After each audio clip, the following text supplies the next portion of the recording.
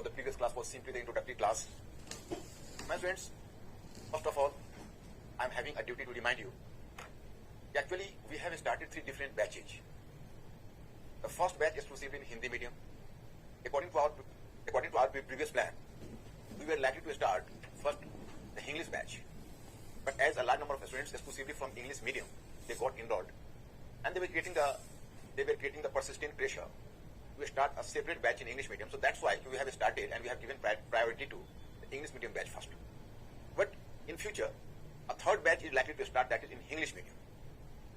So my friends, in the previous class, some of you or some chunk of the students were making the request online.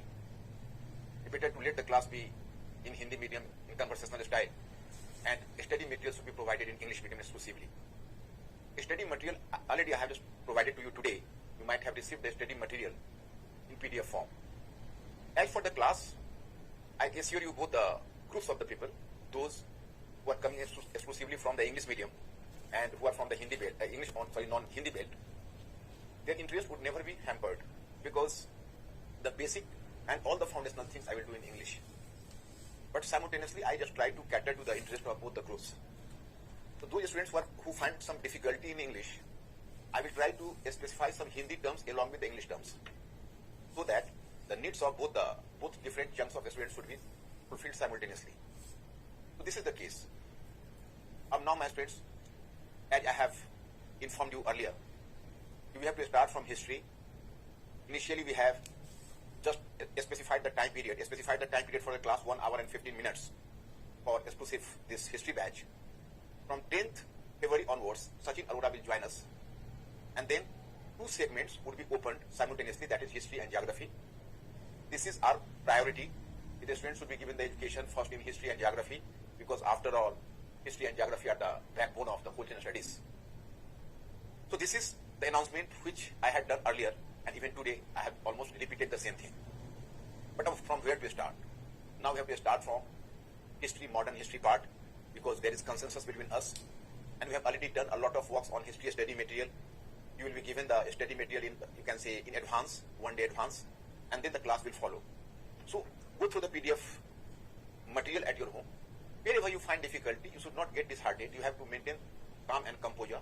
You have maintained the balance of mind and come to the class. Mr. Ankur is my assistant. While delivering my lecture, I will be in regular touch with Ankur. I will inquire from you. I will enlist your response. I will ask you the questions, and the class will remain to be conversational. मतलब हमारे आपके बीच communication line जुड़ा रहेगा. हम और आप एक दूसरे से dissociated नहीं रहेंगे. हम दोनों के बीच एक bridge का काम मेरा assistant करेगा. You can ask me the question, I will answer your question, and apart from that, whenever my class will start, I will send you 5 questions of multiple choice questions, MCQ questions in advance, and you will answer the questions and you will be provided the answer. So suppose today I have covered one area, and in order to find out the intensity of your preparation, I will make an assessment of your preparation. In what way? I will place 5 questions, multiple choice questions, you will give your response, and I will try to discover how many questions have been solved correctly by you and how many questions have turned to be incorrect. And that will give you an added, you can say, responsibility, because in order to solve the 5 questions, you will be up and doing in preparation at your home. ये जो 5 questions है, ये आपको हमेशा active रखेगा, और इस 5 questions को कवर करने के लिए आप अपने घर पर अच्छे ढंग से रिवीजन करोगे. So my students, once again, I am making appeal to both of you, those students who are coming from Karnataka and in non-Hindi belt. So please have patience. I will deliver all the things in English, and in order to give support the students, you can say from the English side or whatever may be. So I will just give support to you through, using some Hindi words simultaneously or Hindi words as well as, because you should not find any sort of difficulty, and I think the interest of both the students would be catered to by me. Now, come to the point. From where to start?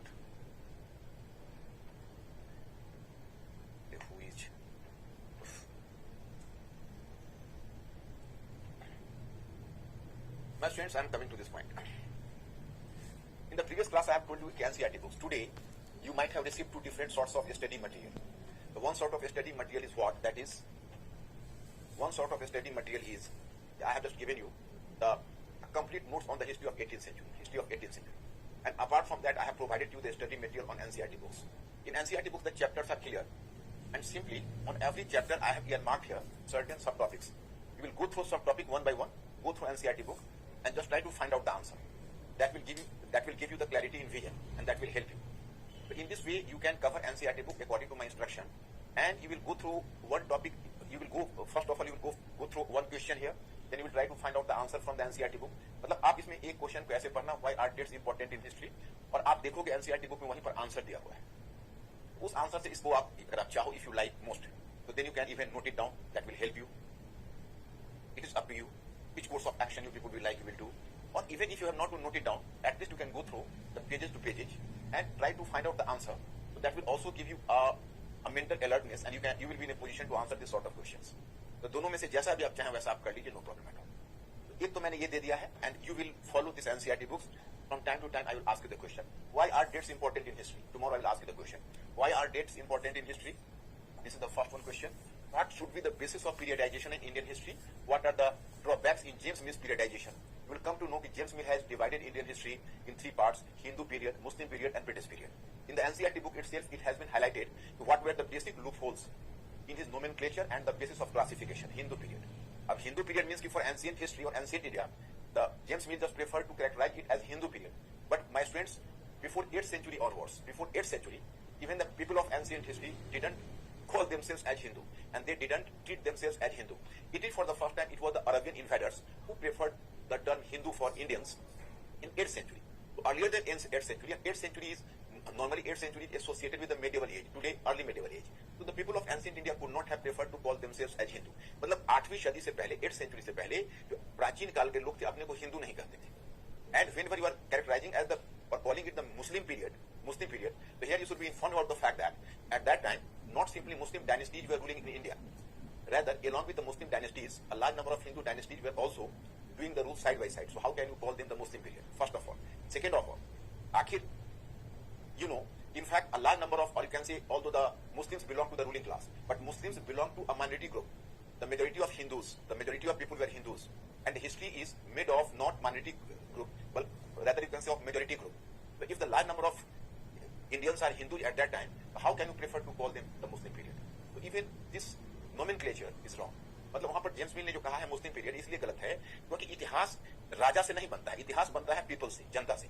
और अगर suppose करिए Muslims rulers Muslims हैं but majority of people अगर Hindus है तो आप उसको मुस्लिम period क्यों कहेंगे? And British period is, you can say, a faulted term, a very fault. You can say it is just a very wrong nomenclature. Because why British period? You have preferred to characterize it as the Hindu period, Muslim period. So here you have given the priority to religion. You are talking about the religious identity. So better you should have called or characterized the modern, you can say British period as Christian period. But you have not used the term Christian period. Rather you have used the term British period. तो यहाँ पर भी एक lacuna आ गया. आपने British period शब्द का प्रयोग किया जबकि पीछे आपने हिंदू पीरियड मुस्लिम पीरियड किया. इसको क्रिश्चियन पीरियड करना चाहिए. क्रिश्चियन पीरियड न कह के आप कर रहे हो ब्रिटिश पीरियड. तो you have to go through all this factors. Then what does the colonialism mean? Colonialism mean what does the colonialism mean? If someone is going to ask you the question in NCERT, you will find the answer. If one country just puts control over the other and starts exploiting the economy for its own benefit, so the whole process is called as colonialism or characterized as colonialism.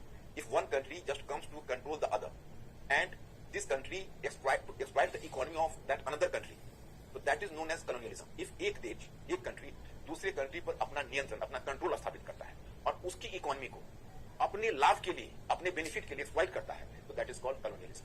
So my friends, here my advice is go through all these statements. These are just like the questions and try to find out the answer. That is beneficial for you and you will be crystal clear. बिल्कुल शीशे की तरह साफ हो जाएगा सारे issue. Mr. Ankur, are they comfortable? Just talk to my friends. Do you understand what I am just trying to convey to you, my friends? Have you received my study material? Have you received my study material in PDF form?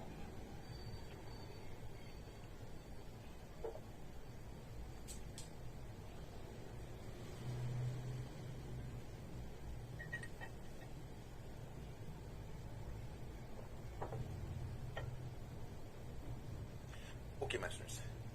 Now I am coming to the topic.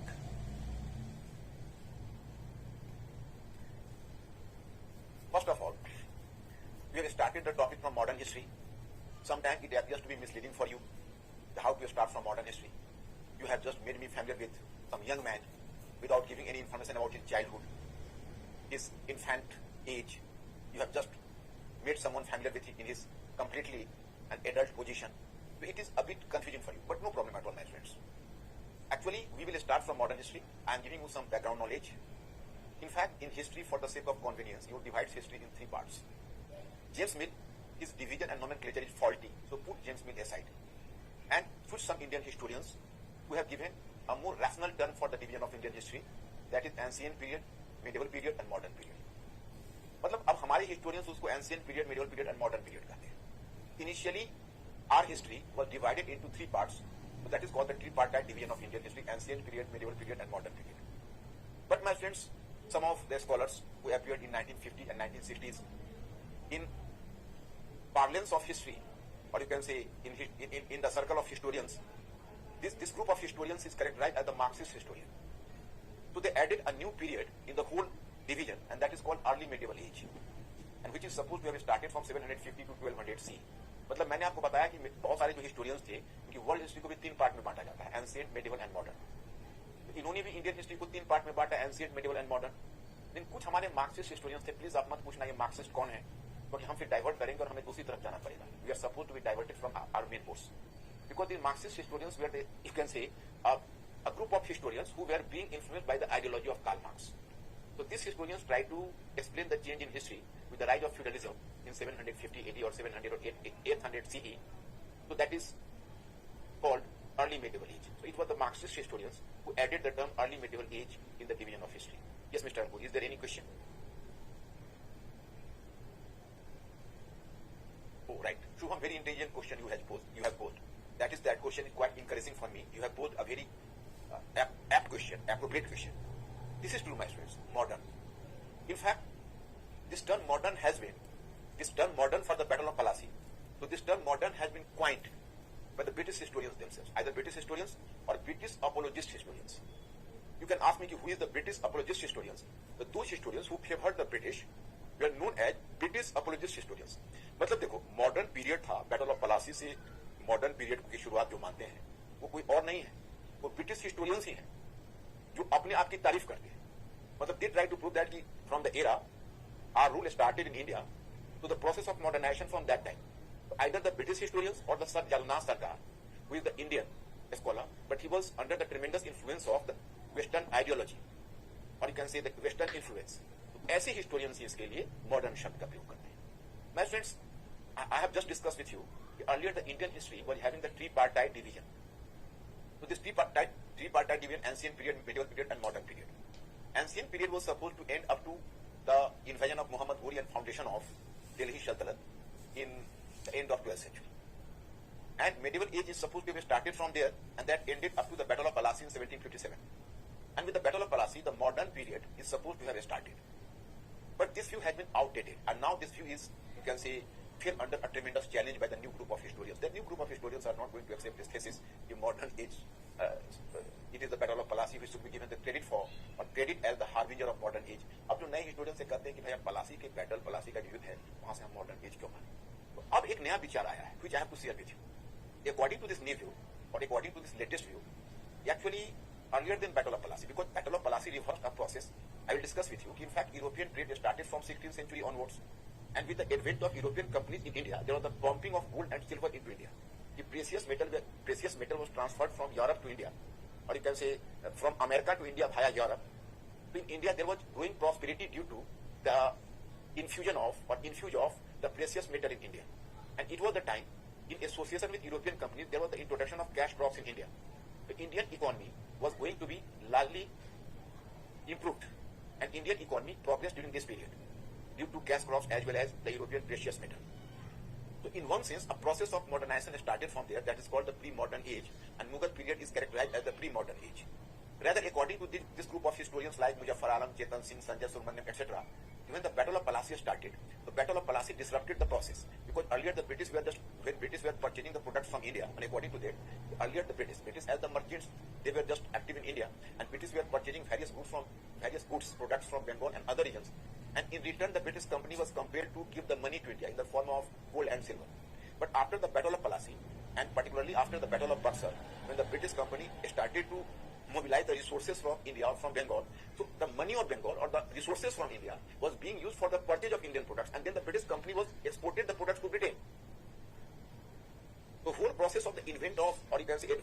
Precious metal in India was disrupted. मतलब मैं इसको हिंदी में बोल देता हूं, तुम समझ जाओगे। जैसे पहले यूरोपीय कंपनी जो हमारे यहाँ व्यापार करती थी, उसके बदले वह गोल्ड और सिल्वर लाती थी। गोल्ड और सिल्वर कहां से लाती थी डिस्कस करूंगा, अमेरिकी महाद्वीप से, अमेरिकन कॉन्टिनेंट से। तो हमारे प्रोडक्ट्स के बदले गोल्ड और सिल्वर देती थी। अब प्रॉब्लम क्या हुआ कि जब उन्होंने प्लासी का बैटल ब्रिटिश ने जीता और बक्सर का बैटल जीता, तो उनको बंगाल की दीवानी मिल गई। तो हमारे यहाँ के पैसे से ही, मनी से उन्होंने हमारा ही प्रोडक्ट खरीदा और उस प्रोडक्ट को उन्होंने लेकर और यूरोप में उन्होंने उसको एक्सपोर्ट किया।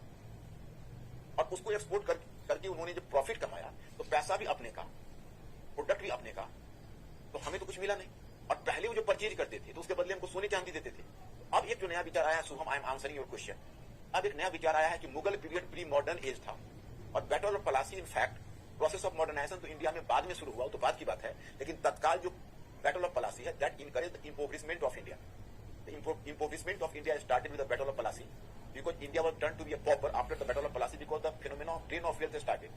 हमारे यहाँ से जो धन है ब्रिटेन की तरफ कैनलाइज किया जाने लगा, तो उस सारा प्रोसेस को तो उल्टा कर दिया। तो वर्चुअली जिसको तुम मॉडर्न एज करते हो बैटल ऑफ प्लासी के बाद, वह बेसिकली एक कॉलोनियल फेज था एंड उसका कोलोनाइजेशन, मॉडर्नाइजेशन तो हमारे यहाँ हुआ, but as the unintended impact of the British rule. मैंने ब्रिटिश हमको मॉडर्नाइज नहीं करना चाहते थे, लेकिन ब्रिटिश रूल का जो तात्कालिक परिणाम हमारे यहाँ हुआ वह कोलोनाइजेशन था। Colonization means they are having the control over India and they continuously exploited the economy of India for the sake of the British benefit. Any further question? Are they okay, Mr. Subham? Your question has been answered. Now we are moving to topic. So please pay attention to it. The first half of 18th century. Now, this first half of the 18th century, actually not simply the first half of 18th century, here I have to discuss about the history of 18th century. Earlier than that, here I have to discuss with you, for the sake of convenience, we have divided Indian history in 4 parts. Sorry, we divided modern history in 4 parts. 4 parts. The history of 18th century, first of all. The second one, the history of colonialism. Third one, the history of nationalism. And the fourth one, post-independence era. For the sake of convenience, we have to divide even the history of 18th century in 2 subsegments. The first subsegment is what? That is, the history of the first half of 18th century, and the second one subsegment is the second half of 18th century. Likewise, even the topic of colonialism has to be divided into three subsegments or 3 segments. That is the mercantile phase of colonialism, industrial phase of colonialism, and financial phase of colonialism. Then even nationalism has to be divided into different subparts.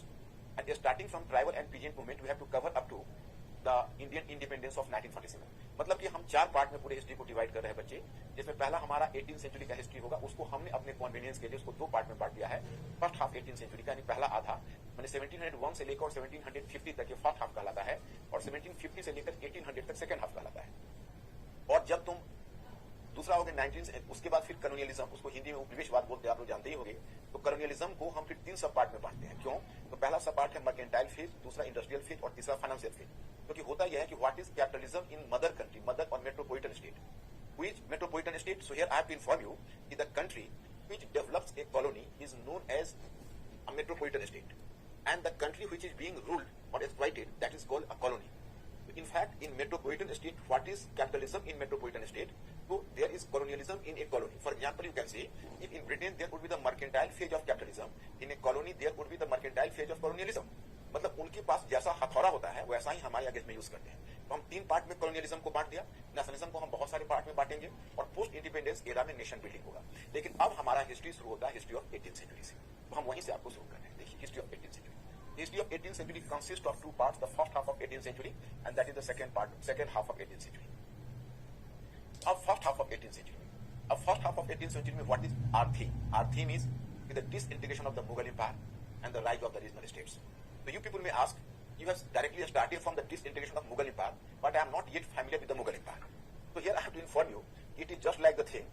For example, some dead body is lying and I am telling you, please do salute to this dead body, and you will be surprised, why should I do the salute? Because I don't know who this guy is, when was he born, how did he die, so how can you give a salute to the dead body? उसी तरह से मैं कह रहा हूँ कि देखो भाई, मुगल एम्पायर का डिसइंटीग्रेशन हुआ और उसके डिसइंटीग्रेशन पर छोटे छोटे राज्य आए, तो आप उनको देखिए तो यू विल बी सरप्राइज्ड, मैं क्यों देखूं, क्योंकि मैं तो जानता नहीं कि मुगल एम्पायर कौन है, and who is Mughal Empire and which is Mughal Empire and why did it die and what will happen after its death, how many new states came into existence. So my students, but you have to start in ancient history, if you are just start to counting from Vedic period. So from Vedic period After Vedic period in Buddha age, there was the formation of the first empire, that was Magdhan Empire. You will just go through ancient history, you will come to know. This Magdhan Empire was later transformed into the largest empire in India, that was Mauryan Empire. And after Mauryan Empire, you will come to know in post-Maurya period, in early Christian century, between 200 CE to 300 CE, 200 BCE to 300 CE,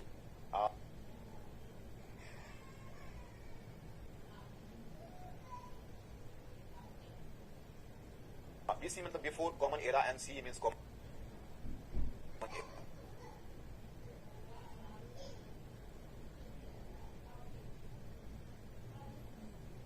So that is the new nomenclature. In post-Maurya period, the multiplicity of states, but among them, Kushanas and Satavahanas would get the status of the empire. Then moving from post-Maurya period, you are coming to Gupta period, and you will come to know the great Guptas once again tried to revive the empire, so there was the formation of Gupta Empire. You are moving from Gupta Empire to Harshvardhan India, that was Mauryan Empire. And after Mauryan Empire, you will come to know in post-Maurya period, in early Christian century, between 200 CE to 300 CE, 200 BCE to 300 CE. BC means before common era and CE means common era. So that is the new nomenclature. In post-Maurya period, the multiplicity of the states, but among them, Kushanas and Satavahanas would get the status of the empire. Then moving from post-Maurya period, you are coming to Gupta period, and you will come to know the great Guptas once again tried to revive the empire, so there was the formation of Gupta Empire. You are moving from Gupta Empire to Harshvardhana, you will just try to find out, at least Harshvardhana tried to revive the glory of the great Guptas, and he, to a certain extent, he got success in creating an empire in North India. But unfortunately, whenever he was moving to South, he was beaten at the hand of, and beaten by Pulkeshi II, a Chalukya ruler. But at least he created an empire in North India. Then you are moving from Harsha period, after Harsha, there was the disintegration of empire, and there were smaller states, just like the tiny states, छोटे छोटे राज्य थे, and it was the condition of, of fish justice कहते हैं मत्स्य न्याय को. There was a situation of anarchy, मतलब एक तरह से political अव्यवस्था, उथल पुथल की स्थिति थी. Once again, Palaj and Pratiharaj created an empire, and Pratiharaj maintained the empire at least for 150 years. But after Palaj and Pratiharaj, there was the formation of the Rajput estates, and multi-state system once again became the feature of India between 1000 CE to 1200 CE, मतलब कि 1000 years से 1200 years के बीच बहुत सारे छोटे छोटे Rajput states आए. Then up to the end of 12th century, even Muhammad Ghori laid the foundation of Delhi Sultanate. So that was the formation of a Turkish government or the Turkish state in India. And after Muhammad Ghori and his successors, Iltutmish, Balban, etc., there appeared an era of Khaljis, Jalaluddin Khalji, Alauddin Khalji. And Alauddin Khalji was the creator of an empire. He could expand his empire in North India and at least move his army to South India. But it was Muhammad bin Tughlaq who brought this empire at its pinnacle, because under Muhammad bin Tughlaq, this empire even expanded up to Madurai region. So from north to south, you can say there was the expansion of empire under Muhammad bin Tughlaq. And after that, you can say once again the empire disintegrated, and there were a lot of regional states, including Vijayanagar, Bahmani, Bengal state, Gujarat state, Kashmir state, Malwa state, Mewad state. So many states were there, and all were at loggerhead with each other. ये सभी एक दूसरे से fight कर रहे थे, एक दूसरे से लड़ झगड़ रहे थे. So once again you will come to know that Babur came to India, and Babur laid the foundation of a Mughal rule in 1526 after conquering the Battle of Panipat, and particularly after winning the Battle of Khanwa in 1527, he could have consolidated his newly founded Mughal state. And then you can say gradually under Akbar, this newly founded Mughal state took the form of an empire, and it expanded from Kashmir up to Barar, Balaghat and Khandesh. Shah Jahan even conquered Ahmednagar, so there was a further expansion.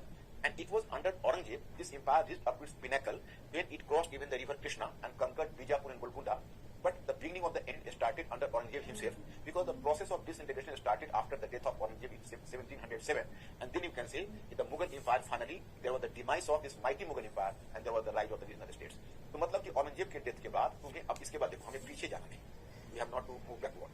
अब आप मुझसे एक question यह करोगे sir, आप हमें जैसे आपका जो सिलेबस स्टार्ट हो रहा है वो बैटल ऑफ मतलब एक आपके सिलेबस में दिया हुआ है from the mid of 18th century. अब you can ask me the question, you are very curious and आप क्वेश्चन पूछोगे और क्वेश्चन पूछना भी चाहिए. आप हमसे क्वेश्चन यह करोगे कि सर आप हमें लेकर चल रहे हैं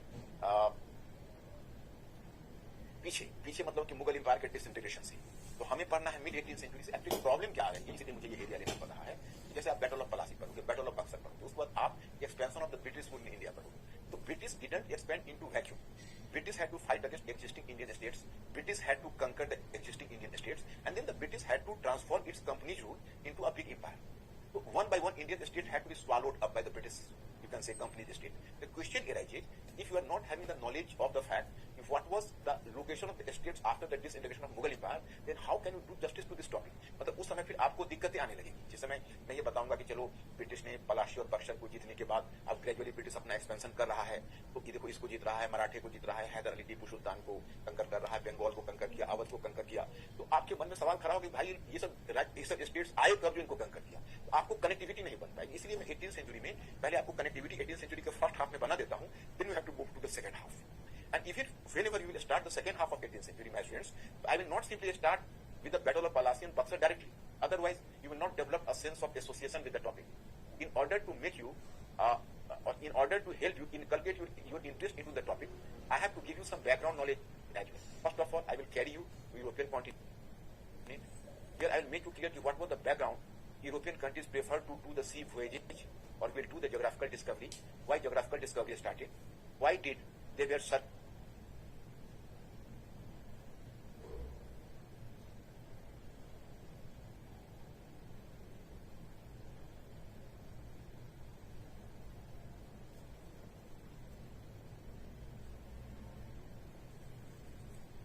They were discovering a new route towards India, and it was in this course how did they accidentally discover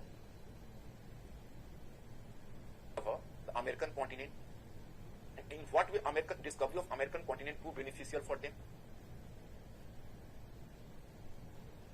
How did this American continent prove beneficial for them, and in what way they could with the support of American precious metal they could have carry the trade with India, otherwise it was not possible. So after doing that, how did European companies came to India? Portuguese, Dutch,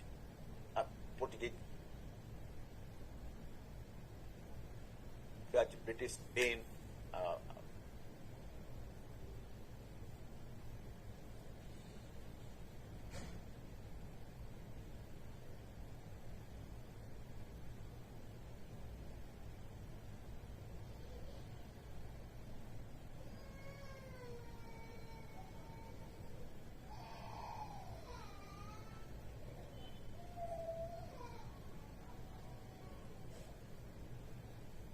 French.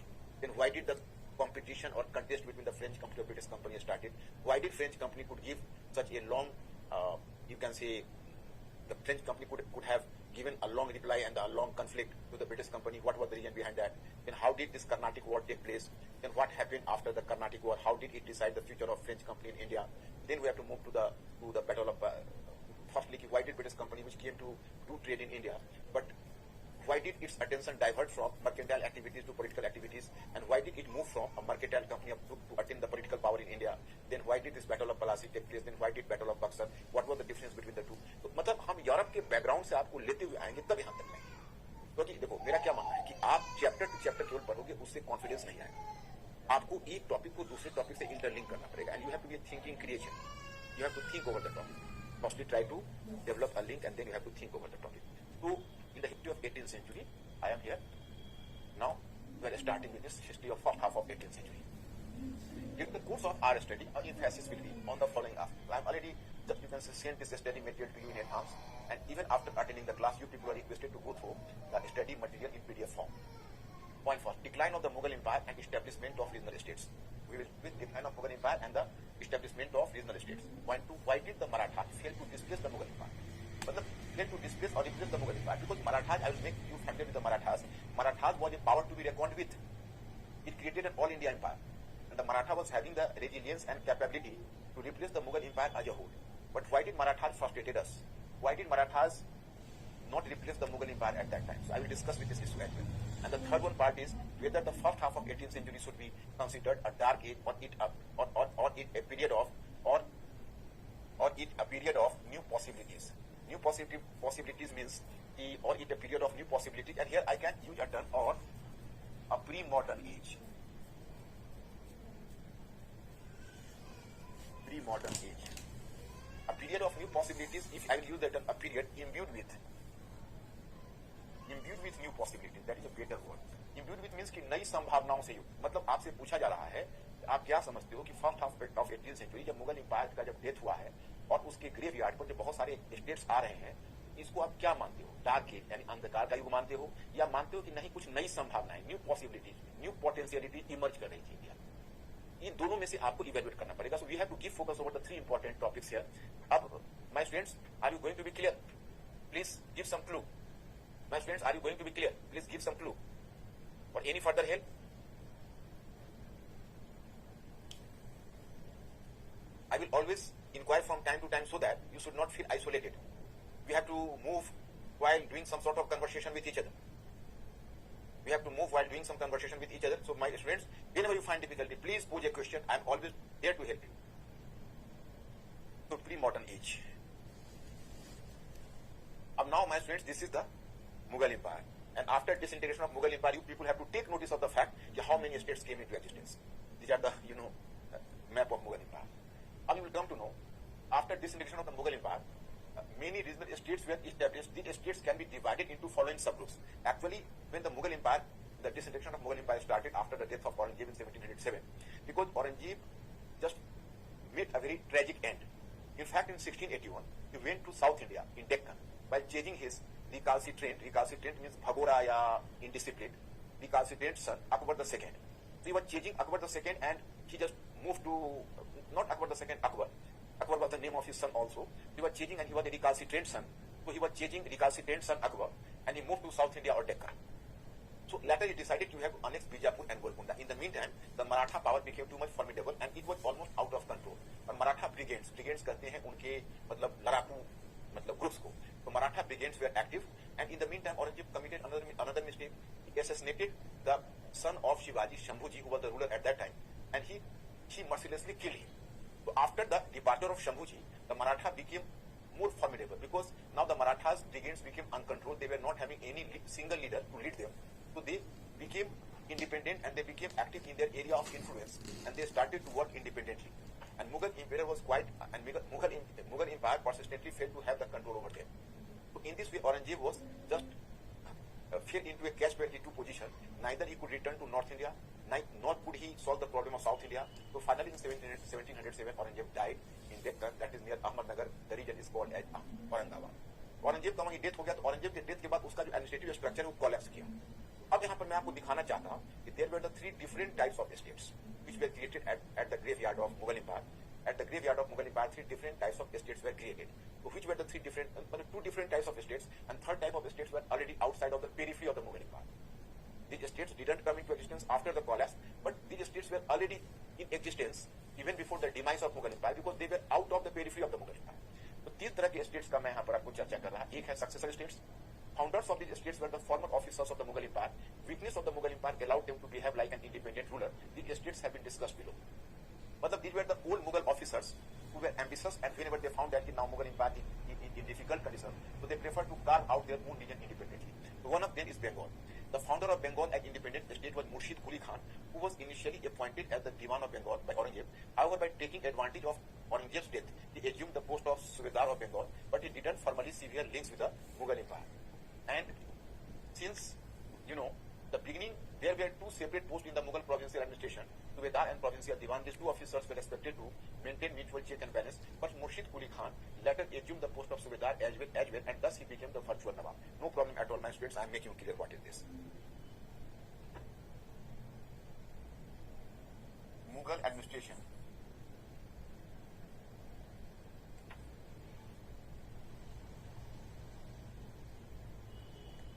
Mughal administration. Okay. And here you will find Suba. Suba means provincial administration.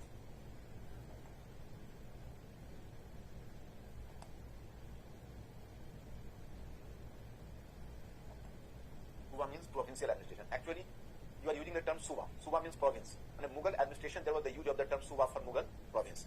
Whenever you are observing the Mughal province, my student, you will come to know that at the Suba level, there was normally the two officers of equivalent status, मतलब दो officers बराबर की शक्ति वाले को appoint करते थे Mughal imperial. एक कहलाता था दैट इज कॉल्ड सूबेदार और Najeeb.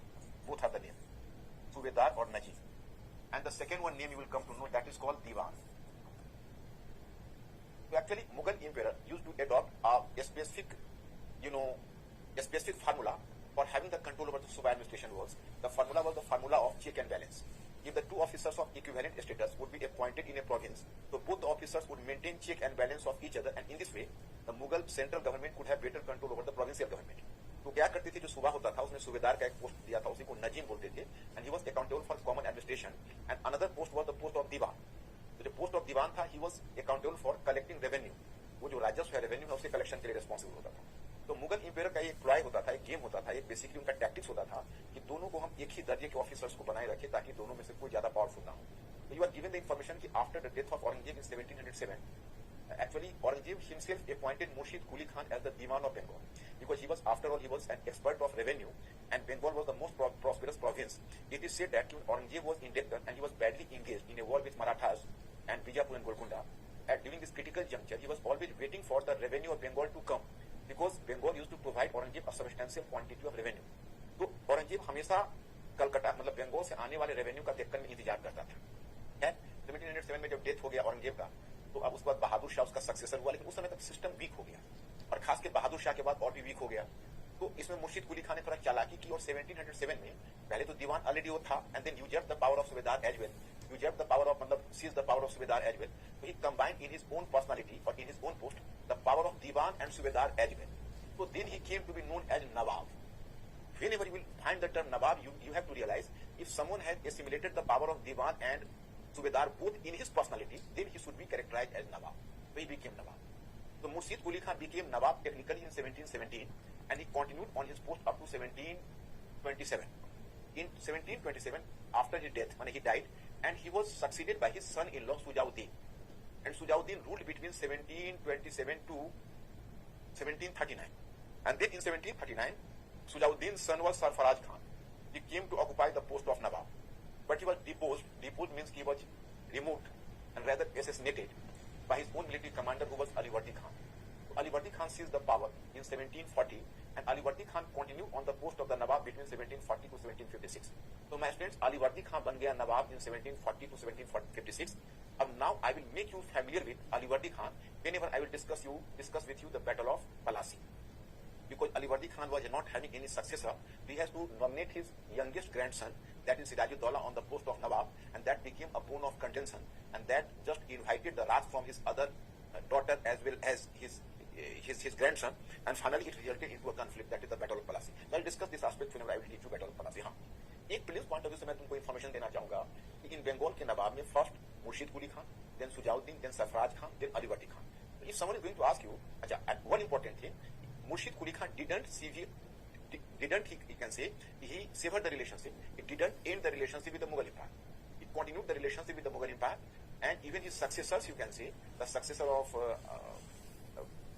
Murshid Quli Khan, that was Sujauddin, Sarfaraj Khan, all maintained relationship with the Mughal Empire. At least a token amount, not complete amount, a token amount was being transmitted to Delhi till Sarfaraj Khan. But if someone is going to ask you who just, you can say, got dissociated and broke the relationship with the Mughal Empire and stopped the payment of revenue to the Mughal Empire, you will choose Alivardi Khan, who ruled between 1740 to 1756. Yes, Mr. Ankur, any question from the side of my students? Okay. My students, actually, particularly in the first half of 18th century, you will find some difficulty. But I am giving you the assurance, if from the second half of 18th century, you will be clear. Because then the story will start from modern age itself. But whenever I am discussing with you the history of Mughals or the first half of 18th century, the problem is that its root is lying in medieval age. So time and again, we are compelled to give reference to the incident which have taken place during medieval age or medieval history. So that is new for you. So there you may find difficulty, but I will try at my best. That would not create any major hurdle for you people. Dekho. Nizam. Who is Nizam? Firstly, I am making you familiar with the Mughal Empire. Aurangzeb died in 1707. The successor of Aurangzeb was Bahadur Shah I, his son. He ruled between 1707 to 1712. Then he was, after his death, then you can say the anarchy started, and there were so many kingmakers at that time. Mughal court was at that time strifen by the different factionalism, and different factions of nobles were active. Irani party, Durrani party, Hindustani party. Then comes Jahandar Shah. Jahandar Shah was killed within 1 year. Then comes Farooq Siyar between 1713 to 19, and then in 1719 Muhammad Shah Rangila. Look, in this way, so many kings were going on. Later, I will give you the information. So my friends, here you will come to know actually there was the one faction of nobles, that was Turani party. Turani means from Central Asia. Those nobles who came from Central Asia were known as Turani party. One of the members of Turani party was named as Chinkirej Khan. तो जो चिनकिलिज खान था उसी को एक Mughal imperial था, उसका नाम था मोहम्मद शाह रंगीला, तो he give him the title Nizamul Mulk Asaf Jah, मतलब this Chin Qilich Khan got the title from his master Nizamul Mulk Asaf जा. So as he was known as Nizamul Mulk Asaf Jah, so his successors were known as Nizam. And I will give you the information ki why the rulers of Hyderabad were known as Nizam. I will give you the information here. These were also belong to the successor states. So that is called Nizam. Or Nawab means if someone is going to assimilate in his post the power of Subedar for general administration, and Subedar or Najim, as well as the post of Diwan, which was a revenue officer, so he came to be known as Nawab. मैंने आपको कहा कि Murshid Quli Khan earlier पहले दीवान था, revenue collection से जुड़ा हुआ था, और उसने एडमिनिस्ट्रेटिव पोस्ट जो सूबा में होता था, जो प्रोविंस में होता था, वो उसने उस पोस्ट को भी, that is called the post of subedar, उसको भी he assimilated in him. So when he assimilated both the posts simultaneously, so he came to be known as Nawab. So that's why this is the origination of the term Nawab. Any further question, Ankur? Has the question been answered, my friends? Any problem further? I am here to help you.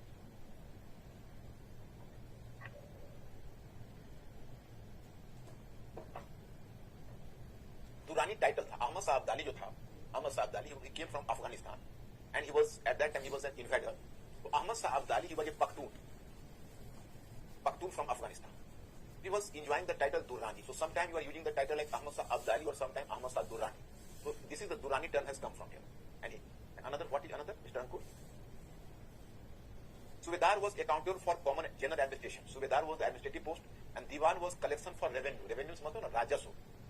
जो empire से revenue का collection करता था वो दीवान था, और जो पूरे लॉ एंड ऑर्डर को और पूरे एडमिनिस्ट्रेशन को देखता था वो सूबेदार था.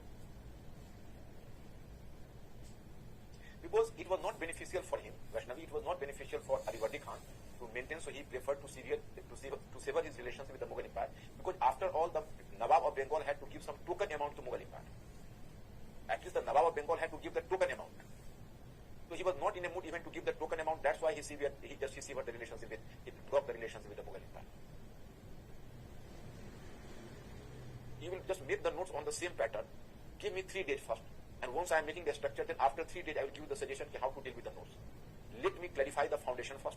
Once I will just clarify and I will just specify the foundation work, then I will give you the further suggestion. So for notes, you have to stay for 3 days. After 3 days, I will tell you how to make the notes.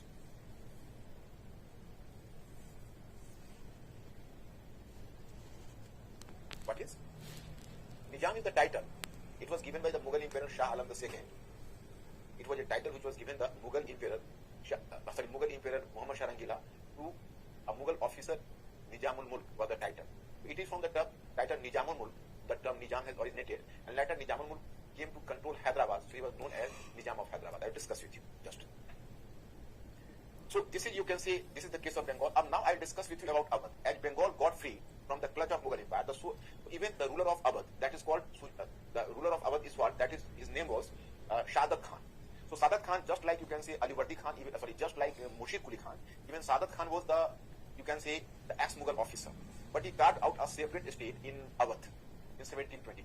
And he also became practically independent, making benefit from the weakness of the Mughal Empire. So there was the creation of another successor state, that was the state of Awadh. And he ruled between 1722 to 1739. In 1739, when he died, his successor was Safdarjung. So you will come to know, then in 1727 AD, he was succeeded by his son-in-law Sujauddin. And in turn, this is about Alivardi Khan, and this is about the, you can say, ruler of Bengal. Then I am talking about Awadh. By 1722 AD, the Mughal Wazir Sadat Khan, Burhanul Mulk, the title was Burhanul Mulk was title, you should not get confused, made Awadh an independent state, but he didn't make any formal announcement regarding it. He received the title Burhanul Mulk from the Mughal Emperor. In 1723, he introduced a fresh revenue settlement and fixed a fair rate of land revenue on peasants. After his death in 1739 AD, he was succeeded by Safdarjung. Safdarjung was his successor, who was also appointed on the post of Mughal Wazir. Means Safdarjung came to occupy the post of Mughal Wazir as well. Safdarjung was his successor. He was the ruler of Awadh. But he got the post of Mughal Wazir as well. So right from the time, the Nawab of Awadh came to be known as Nawab Wazir. It was named after Safdarjung. And Safdarjung is a very high-profile man. Even in Delhi, you will find Safdarjung Hospital, Safdarjung Road, Safdarjung, the tomb of Safdarjung. You will find so many things in the name of Safdarjung. And the successor of Safdarjung was Sujauddaulah. Keep this name in your mind consciously, Sujauddaulah, because whenever I will teach you the Battle of Buxar in the second half of 18th century, then I will make you familiar with the fact how did Sujauddaulah play important role in the Battle of Buxar. Then comes the turn of Hyderabad. Now what is about Hyderabad I have to make it clear. Actually, Nizamul Mulk, that is called Chinchirij Khan, whom Muhammad Sarangila, who was the Mughal emperor, he gave a title to Chinchirij Khan, that is Nizamul Mulk. So Nizamul Mulk was a very competent officer. And in 1722, the Mughal emperor, Muhammad Shah, gave him and offered him the post of Mughal Wazir. He has to run the Mughal estate. So he got the post of the Mughal Wazir or Diwan, and he had to run to the Mughal estate. He tried to bring a lot of reforms within Mughal empire because he was tormented by the poor condition of the Mughal empire at that time, and he was, from the bottom of heart, he was having his objective to do something positive for the promotion of the Mughal empire. So he started a lot of promotional work so that the Mughal empire could have emerged to be a powerful empire at that time. But as Muhammad Shah didn't cooperate with him, rather when he started or he introduced a number of reform programs, so basically Muhammad Sarangila foiled his program, disturbed his program, so he was irritated. And having been irritated in 1724, he vacated this post and moved to Hyderabad. And it was in Hyderabad, he carved out a separate estate in Hyderabad. So my students, now I will give you the instruction in your copy. You will draw the map of India. You will draw the map of India in your copy while observing, because I have already sent you the map, and then try to fill up on the map the different estates. This is the estate of Bengal, which has been carved out by Murshid Quli Khan. This is the estate of Awadh. That was, you can say, this estate was created by Sadat Khan, and then Safdarjung, and then Sujaud-Dawla, you come to know. And when the efforts and initiative of Nizamul Mulk for carrying reforms in Mughal empire were filed by Mughal Emperor Muhammad Sarangila, so he rushed towards Hyderabad and he created a separate estate of Hyderabad in 1724. तो इसके बारे में कहा जाता है कि 1724 में एक separate estate of Hyderabad को create कर दिया. So these were the successor estates. But here I have to inform one thing. Whenever you will observe on the map minutely, you will find here a state that is called Carnatic. You will find here the term like a state like Carnatic. This was not the today's Karnataka. Today's Karnataka is lying on the, you can say, eastern coast of peninsular India. The today's Karnataka. But this, western coast, not eastern coast. That was lying in the western coast of, you can say, peninsular India. The today's Karnataka. But this is on eastern coast of, this is on Malabar coast. This is on Coromandel coast. But the today's Karnataka is lying in the western coast of peninsular India. But at that time, the Carnatic state was lying in the eastern coast of peninsular India. That is on this Coromandel coast.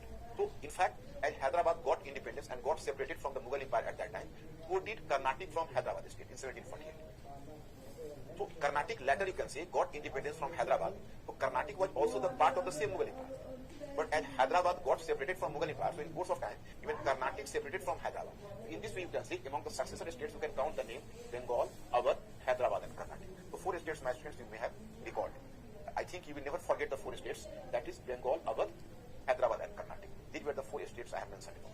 So these are the successor states. Now I have to make you familiar with those states which are the rebel states. So let me make you familiar with the rebel states. In the first category, there were successor states. What was the difference between the two?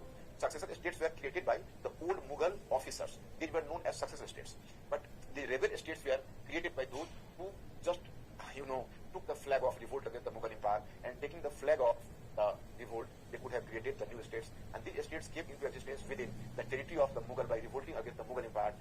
These states were the Sikh states, Maratha state, etc. So let me brief it. What is Sikh state? Here you come to know that Sikhism was founded in 16th century by Guru Nanak. The 5th Guru, Guru Arjan Deva, established Golden Temple in Amritsar and organized the Sikh religion and even introduced some kind of religious tax. In fact, since the very beginning, this religion promoted the feeling of togetherness due to its own elements. Sangat, group communication, and Langar, community kitchen. Further, this state fell into conflict with the Mughal Empire, and then the 5th and the 9th Sikh Gurus were martyred against Jahangir and Aurangzeb respectively. However, the 6th Guru Hargobind Singh attempted to militarize the Sikh religion, but it could only be realized by Guru Gobind Singh. The 10th Guru, who laid the foundation of a strong military organization in the form of Khalsa. After him, Banda Bahadur tried to challenge the Mughal, but neither Guru Gobind Singh nor his disciple Banda Bahadur proved successful in establishing a Sikh state. Then, in order to fill the void created by the Third Battle of Panipat, an independent Sikh state was established in Amritsar in 1764. It extended from the river Satluj to Peshawar in the northwest and Kashmir in the north. Later, under Ranjit Singh, the Sikh state emerged as a powerful state in India. My student, here I have to discuss the Sikh state, the rebel states, then I will make it clear. Actually, Sikhism is a sect. It is a very peaceful sect. Its founder was Guru Nanak. And Guru Nanak, that was not a formal sect earlier.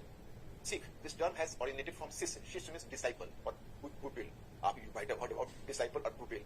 So that is the terms from where the Shish or Sikh term has originated. So Guru Nanak, he just normally, starting from 1469 to 1539, he remained there. In 1539, his successor was Guru Angad. He was the second one Guru. And he organized, or you can say he compiled the precepts means sermons of Guru Nanak into Guru Ki Bani, that is called Guru Ki Bani in Gurumukhi language or Gurumukhi script. Then his successor was Guru Amar Das. And the fourth Guru was the Guru Ram Das. It was Akbar donated some land at Amritsar to Guru Ram Das. So Guru Ram Das received the land from Akbar. So today you find the term like Amritsar. So Amritsar was founded by Akbar. Amritsar, मतलब नाम जो अमृतसर है उसे आपको ऐसा लगता है वह नेक्टार. अमृत क्या है? नेक्टार. मतलब normally you find every Gurudwara used to accommodate a sarovar or a pond. That is the part and parcel of Gurudwara culture. But what pond and which specific pond was built in Amritsar, it was not a normal pond. It was rather carrying the nectar-like water. मतलब अमृत जैसा water था इसलिए उसको अमृतसर कहा है. So he laid the foundation of the town Amritsar. His successor was Guru Arjan Deva. Guru Arjan Deva was the fifth Guru, and it was Arjan Deva who compiled Guru Granth Sahib, that is supposed to be the most sacred text of, you can say, Sikhism. And he built the so-called Golden Temple, and then you can say he imposed some spiritual tax or religious tax on his followers. Sikhism was having two important features which you may find here. One is the Sangat Lagana. What is Sangat Lagana? So that is for religious congregation. Whenever you go to the Gurudwara, you find that the people are sitting together. The devotees are sitting together and they are just singing the Shabad. So that is Sangat Lagana. It was giving a sense of community. Likewise, you will find Langar Chakna. Langar Chakna means community kitchen. They were running the community kitchen. मतलब तुम देखोगे कि सिख में लंगर का culture है और संगत का कल्चर है. It naturally gave them a sense of community. You will come to know that it gave them the sense of community. तो वो चीज उनमें एक डेवलप कर गई. और उसने जो रिलीजियस टैक्स लगाया गुरु अर्जन देवा ने, और उसके बाद गुरु अर्जन देवा was living in a pomp of a king. He developed a masan or a seat at Amritsar, and he was living just like a pomp of a king. So basically, he tried to give an institutional basis to Sikhism. Everything was okay. Even Akbar once came to see Guru Arjan Deva. There was a very cordial relationship between the Mughal Empire and Sikhism. But there was a rebel son of Jahangir. Rebel son, his name was Khusro. While making rebel against Jahangir, he along with a group of his guards, he rushed towards Lahore. He was rushing towards Lahore, so he was on the way to Lahore. He stayed at Amritsar and he moved to take some, oblation and take some, you can say, good grace or receive some good grace from Guru. So as he was just moved to Guru and Guru gave him the grace and the, good wishes and put a tika on his forehead. So Jahangir took it as a sign of revolt. Jahangir took it as a sign of support to his rebel son. मतलब अब गुरु ने उसको टीका लगा दिया, भाई उसके दरवाजे पर पहुंच गए, तो जहांगीर ने कहा कि गुरु ने हमारे रेबेल सन को सपोर्ट किया है, ये भी रेबेल है. अब इसको लेके गुरु को पहले उसने एक हेवी पेनाल्टी लगाया. Guru refuse to do that because I have not committed any mistake according to Guru. तो then he tortured Guru to death. This was the, you can say, this was definitely, you can say, that this is the despised work he did, and for that he is being criticized in history. So Sikh Panth, which was so far as the peaceful sect, so that was converted into a military organization. And militarization of the Sikh sect was done first by Guru Hargobind. And after Hargobind, he stayed at Kumayu mainly, or Kangra region. And then in Guru Hargobind, then his successor was Guru Har Rai, and then Harkisan. And then finally, then in 9th Guru, that is Guru Tegh Bahadur. So Guru Tegh Bahadur was assassinated by Aurangzeb. And he was not having any major fault. Guru was innocent. Actually, there was a governor of Kashmir who forcefully converted some Hindu into Islam. So Guru criticized this step. And severely for this act, Guru was punished by Aurangzeb, and at Chandni Chowk in Siskan Gurudwara, that is still the symbol of his martyrdom, and he was there, he was beheaded. So then, Guru Gobind Singh, he laid the foundation of Khalsa sect, and he made Sikh, you can say, organization as a powerful state. Earlier, at the time of Guru Nanak and earlier Gurus, it was mainly Khadris who participated into Sikhism or Sikh sect, but later it was Jats who joined Sikhism in larger number. So it was the Jat who gave an element of militancy to Sikhism. An element of militancy just came with the support of the Jat warriors, and then Guru Gobind Singh organized the Jat warriors and so on. But later Wazir Khan, who was a Mughal governor of Punjab, he invited, Guru's Anandpur Sahib, that was the head